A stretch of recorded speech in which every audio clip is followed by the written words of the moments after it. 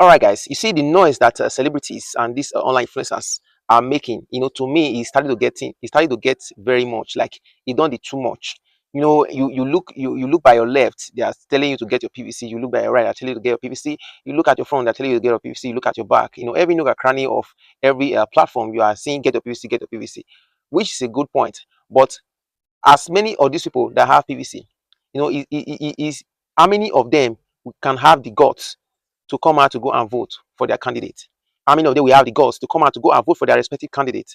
You yourself, you as youth, you are supposed to understand, everything, even how it happened in the previous election. This opposition party, you have come to understand how they do their thing. This normal habit of rigging election, this normal habit of pressurizing people to vote for their own party. So they can devise any kind of means for them to achieve their aim. So now knowing all these things, a lot of people will not have the guts, a lot of people will not have the mind to come out to vote. So many people have their PVC, but it's not everybody that have the mind to come out to vote. Number one, it's not everybody that have the mind to come out to vote. Number two, so many people have lost interest in voting because there's this normal belief that even if you vote, now who go win. They will still manipulate the whole thing the way they want to do it. If it's to see how they can, bribe INEC, use money to buy as many people they can buy for them to achieve their aim.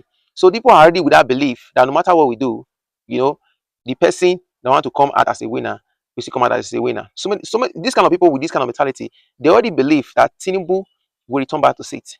It's only people that are able to stand their ground, and vote their respective candidates. They are the right candidate at which they want to cast their vote for. It's only those set of people that will not be taken this way. So you see, how many people have the mind to come out on that day? How many people still have interest in voting on that day? Even if they manage to come out, by the time these opposition parties start putting pressure on them, how many will be able to stand their ground? You understand? Because these people they operate through using different means. They can even take it to the extent of putting a gun on your head and tell you to vote APC.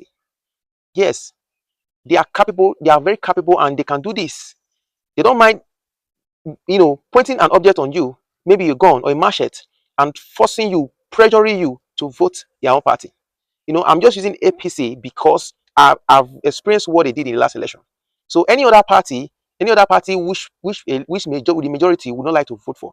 You don't know the tactics they are going to use. You don't know the mystery they are going to use. So there are different ways they will use to pressure, especially the market women, the elderly ones, to vote for their own party. Sometimes I used to wish that this voting thing, is done like everything is done online, which I know that the way the system is, it cannot be done. So that I used to wish that this whole thing is done online. So everybody in the comfort of your home, you do your voting. Person no will carry gun, come meet you for her, say, vote my party. Person no will carry a machete, come meet you for her, say, vote my party.